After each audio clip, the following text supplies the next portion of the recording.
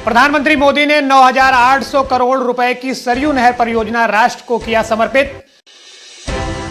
आगामी 2022 विधानसभा चुनाव के मद्देनजर भाजपा ने कसी कमर। मृत व्यक्ति के मोबाइल पर कोविड की दूसरी डोज का मैसेज प्राप्त हुआ। एयू धरना बना आमरण अनशन। बिजनौर में पुजारी की पीट कर हत्या। बुलंदशहर पुलिस खेल प्रतियोगिता में अव्वल बनी। रोहित शर्मा का प्रैक्टिस वीडियो हुआ वायरल। नमस्कार, आप देख रहे हैं निगाहें इंडिया न्यूज। मैं हूं नितिन द्विवेदी। अब खबरें विस्तार से। देश के प्रधानमंत्री नरेंद्र मोदी आज यूपी दौरे पर थे, जहां बलरामपुर में उन्होंने 9,800 करोड़ की सरयू नहर परियोजना का राष्ट्र को समर्पित कर दिया।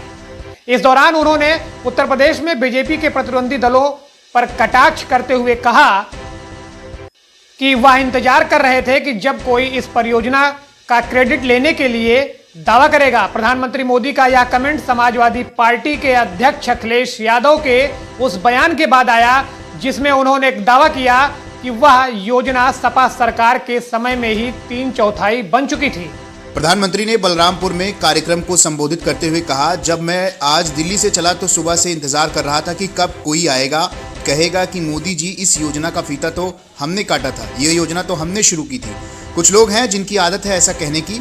हो सकता है कि बचपन में इस योजना का फीता उन्होंने ही काटा हो। जी हाँ, उन्होंने कहा कि सरयू नहर परियोजना में जितना काम 5 दशक में हो पाया था, उससे ज़्यादा काम हमने 5 साल से पहले करके दिखाया है। यही डबल इंजन की सरकार है, यही डबल इंजन की सरकार की काम की रफ्तार है। इससे पहले आज सुबह समाजवादी पार्टी के सुप्रीमो अखिलेश यादव ने ट्वीट कर कहा, सपा के समय 3/4 बन चुकी सरयू राष्ट्रीय परियोजना के शेष बचे काम को पूर्ण करने में उत्तर प्रदेश भाजपा सरकार ने 5 साल लगा दिए। 22 में फिर सपा का नया युग आएगा, विकास की नहरों से प्रदेश लहलहाएगा। मैं आज बलरामपुर से देश भर के किसानों को एक विशेष निमंत्रण भी देना चाहता हूं, और मैं चाहूंगा सिर्फ उत्तर प्रदेश के नहीं, देश भर के किसान मेरे इस निमंत्रण का स्वीकार करें और मेरे साथ जुड़े। साल 2022 में यूपी विधानसभा चुनाव होने वाले हैं। इसी के मद्देनजर भाजपा ने कमर कसना शुरू कर दिया है। उत्तर प्रदेश में होने वाले 2022 विधानसभा चुनाव की तैयारियों को लेकर भाजपा के उत्तर प्रदेश के चुनावी प्रभारी व केंद्रीय मंत्री धर्मेंद्र प्रधान आज अयोध्या पहुंचे, जहां उन्होंने डॉक्टर राम मनोहर अवध विश्वविद्यालय में युवाओं से संवाद किया। संवाद के बाद मीडिया से मुखातिब होने के बाद धर्मेंद्र प्रधान ने गांधी परिवार को लेकर जमकर जुबानी हमला बोला है।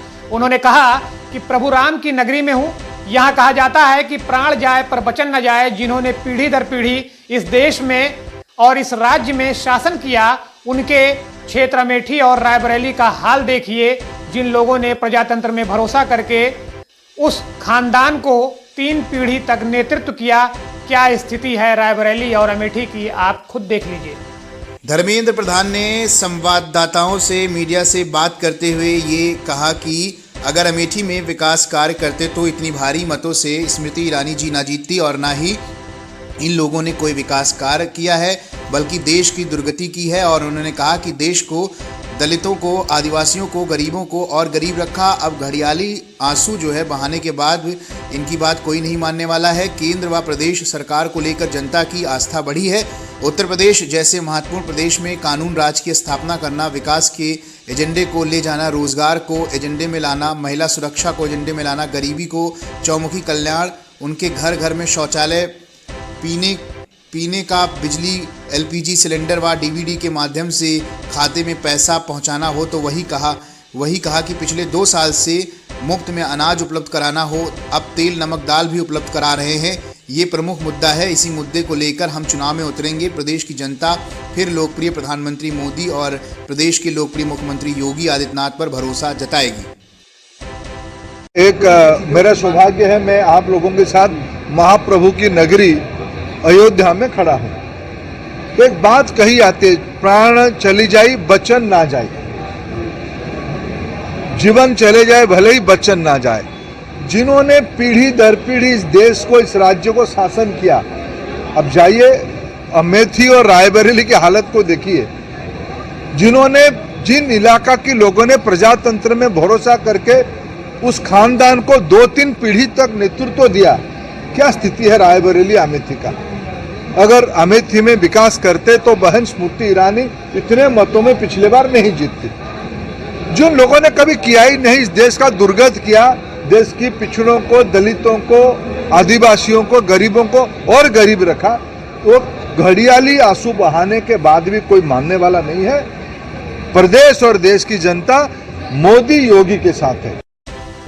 खबर मध्य प्रदेश से है, जहां पर राजगढ़ जिले में 6 माह पहले मृत व्यक्ति के मोबाइल फोन पर कोरोना वैक्सीन की दूसरी डोज का मैसेज प्राप्त हो गया। दूसरी खुराक लेने के बारे में एक संदेश मिला और इसके लिए एक प्रमाण पत्र भी प्राप्त हुआ। जी हां, मृतक के पुत्र फूल सिंह शाकवार के अनुसार उन्होंने 3 दिसंबर को यह संदेश उन्हें मिला और मोबाइल फोन पर लिंक के माध्यम से प्रमाण पत्र भी डाउनलोड किया गया। शाकवार ने कहा कि उसके पिता ने 8 अप्रैल को टीके की पहली खुराक ली थी और 24 मई की उनकी मौत हो गई। उन्होंने हैरान होते हुए कहा कि ऐसे में उनके पिता 3 दिसंबर को टीके की दूसरी खुराक कैसे ले सकते हैं। जिला टीकाकरण अधिकारी डॉक्टर PL भगोरिया ने इस गड़बड़ी के बारे में पूछे जाने पर कहा कि उन्हें मामले की जानकारी मिली है और वह इसकी जांच कर रहे हैं। उन्होंने कहा कि कंप्यूटर में किसी गड़बड़ी से ऐसा संदेश हो सकता है। व्यावारा के प्रखंड चिकित्सा अधिकारी डॉक्टर शरद साहू ने कहा कि चूंकि बड़े पैमाने पर टीकाकरण किया जा रहा है, इसलिए संभव है कि प्रविष्ट करते समय गलत मोबाइल नंबर दर्ज हो गया हो। यदि ऐसा हुआ है तो उस गलती को सुधारा जाएगा। अब आपको यूपी के इलाहाबाद यूनिवर्सिटी लिए चलते हैं, जहां पर छात्रों का धरना कई दिनों से चल रहा है।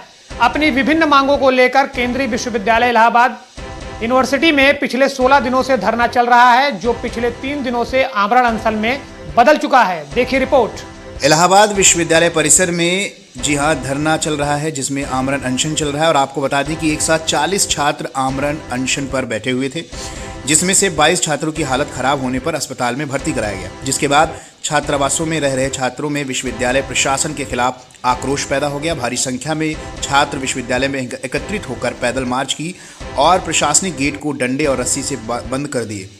जी हां, कोरोना वायरस के दौरान विश्वविद्यालय के छात्रावासों में हजारों की संख्या में छात्र आ कर रह रहे थे, जिसके ऊपर इलाहाबाद केंद्रीय विश्वविद्यालय प्रशासन ने 15,000 का अर्थदंड लगाया, जो जमा न करने की सूरत में छात्रों को मार्कशीट डिग्री नहीं दिया जाएगा। हालांकि विश्वविद्यालय प्रशासन ने प्रेस कॉन्फ्रेंस कर छात्रों पर लगाए 15,000 का अर्थदंड सामान छात्र शुल्क है। ऐसा कहा, जो छात्रावास का लाभ उठाया उसे यह शुल्क जमा करना पड़ेगा, ऐसा विश्वविद्यालय प्रशासन की तरफ से कहा गया है। आमरण अनशन पर बैठे छात्रों को न्याय दो, आमरण अनशन हमारी मांगे पूरी हो, नहीं चलेगी, नहीं चलेगी। देखिए, लगभग आज 15वां दिन हो चुका है। यह लीगल छात्र हैं जो कि छात्रावासों में रह रहे हैं। इनकी यह मांग है कि 15,000 जो अवैध वसूली विश्वविद्यालय प्रशासन के द्वारा इन छात्रों के ऊपर थोपा गया है, उसी के खिलाफ यह आमरण अनशन पर बैठे हुए हैं। आज लगातार तीसरा दिन है इनका।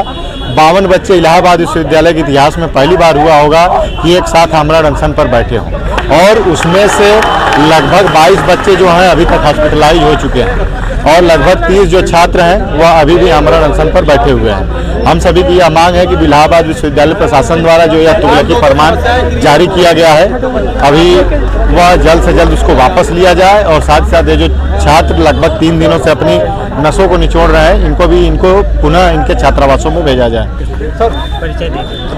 धन्यवाद। अखिलेश यादव, छात्र संघ उपाध्यक्ष, इलाहाबाद विश्वविद्यालय इलाहाबाद, प्रदेश अध्यक्ष NSY। खबर यूपी के बिजनौर से है, जहां पर एक पुजारी की मंदिर में पीट कर हत्या कर दी गई। बिजनौर में उस वक्त सनसनी फैल गई जब एक मंदिर के पुजारी की पीट कर हत्या कर दी गई। बदमाश फरार हो गए। देर रात मंदिर में अकेले बुजुर्ग पुजारी के अज्ञात बदमाशों ने सर पर कई वार करके हत्या कर दी। मौके पर पहुंची पुलिस ने शव को पोस्टमार्टम के लिए भेज दिया है। दरअसल ये पूरा मामला बिजनौर के नगर थाना क्षेत्र के गंगा के किनारे स्थित एक शिव जी के मंदिर का है, जहां देर रात 60 साल के बुजुर्ग पुजारी की अज्ञात बदमाशों ने सर पर वार करके हत्या कर दी। सुबह जैसे ही लोगों को पता चला तो मौके पर काफी भीड़ जमा हो गई। बताया जा रहा है कि बुजुर्ग पुजारी रामदास गोरखपुर के रहने वाले थे और काफी सालों से नांगाल स्थित मंदिर में पुजारी थे। ये नागल थाना क्षेत्र के नागल गांव के वाह क्षेत्र में लगभग 500-700 मीटर की दूरी पर एक जय काली माता का मंदिर है।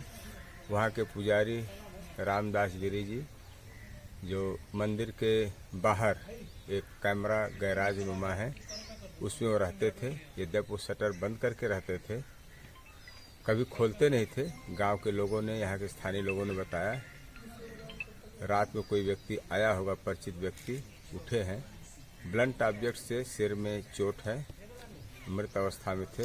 सुबह जो सफाई करने वाला कर्मचारी है उसने बताया। पुलिस छानबीन कर रही है। यह ज्ञात हुआ है कि यहाँ कुछ एंटी सोशल एलिमेंट, अराजक लोगों का भी कुछ मोबाइल से लगाने वाले, टिकट वगैरह लगाने वाले या अन्य प्रकार के लोग आते थे।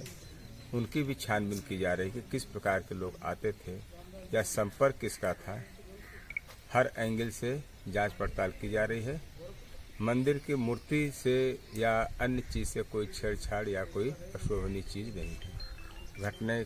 घटना का अनावरण के लिए 3 टीमें लगाई गई हैं। शीघ्र ही अनावरण होगा। तो वहीं खबर यूपी के बुलंदशहर से है। यूपी पुलिस की वार्षिक खेल प्रतियोगिता का समापन हुआ जिसमें बिजनौर पुलिस अव्वल रही। आपको बता दें कि बैडमिंटन प्रतियोगिता में भाग लेने वाली डिवाइस सीओ वंदना शर्मा ने गोल्ड मेडल जीता है। प्रतियोगिता में 8 जून की सिविल पुलिस एवं पीएसी बल द्वारा किया गया प्रतिभाग। तो वहीं बुलंदशहर की तरफ से सीओ डिवाइस वंदना शर्मा ने 1 सिल्वर और 1 गोल्ड मेडल जीता है। ये नतीजा बहुत अच्छा रहा। ये इंटर जोनल बैडमिंटन प्रतियोगिता थी जिसमें मेरठ जोन ने काफी लंबे समय के बाद शील्ड हम लोग मेरठ जोन में वापस लेकर आए हैं। और इसमें जो राजपत्रित अधिकारियों को जो प्रतियोगिता हुई है उसमें मेरा व्यक्तिगत सिल्वर मेडल है और मिक्स डबल्स में गोल्ड मेडल प्राप्त किया है। कैसा अभी आप फील कर रही हैं? बहुत अच्छा लग रहा है। पुलिस जैसे विभाग में, फिर उसी विभाग में रिप्रेजेंट करना और इंटर जोनल मैच में खेलकर जीतना बहुत अपने आप में खुशी दे रहा है। और मैं अपने अधिकारियों को इसमें धन्यवाद देना चाहूंगी कि उन्होंने इतने बिजी शेड्यूल में से हमें मौका दिया कि हम जा पाए और उसमें प्रतिभाग कर पाए। खेल में रुचि रखने वाले जो युवा हैं उनको कोई संदेश आपकी तरफ से? देखिए, खेलना भी एक मेडिटेशन की तरह है, तो मेडिटेशन जैसे जिंदगी में बहुत जरूरी है। तो मुझे लगता है खेलते रहना चाहिए इंसान को, जिससे वो खुश रहे और अपनी नौकरी में आगे काम करता रहे और बढ़ता रहे। अब खबरें खेल जगत से। न्यूजीलैंड के खिलाफ टेस्ट सीरीज जीतने के बाद अब भारतीय टीम साउथ अफ्रीका के दौरे 2021-22 पर जाने वाली है। भारतीय टीम साउथ अफ्रीका दौरे पर 3 टेस्ट मैच और 3 वनडे मैच खेलेगी। टेस्ट सीरीज का आगाज 26 दिसंबर को होगा। टेस्ट सीरीज की तैयारी की शुरुआत रोहित शर्मा ने कर दी है।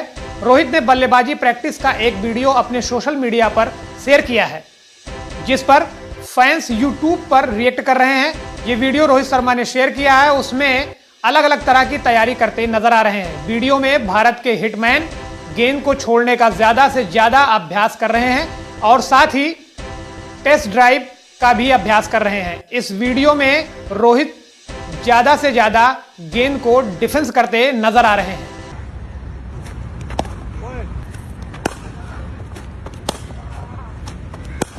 अगर आपने अभी तक हमारा चैनल सब्सक्राइब नहीं किया है तो आप हमारे YouTube को हमारे सब्सक्राइब करिए और हमारे निगाहें इंडिया न्यूज फेसबुक पेज को लाइक जरूर करिए। आगे की खबरों के लिए बस इतना ही। अब मुझे दीजिए इजाजत। आप देखते रहिए निगाहें इंडिया न्यूज, क्योंकि हर खबर पर है पैनी नजर।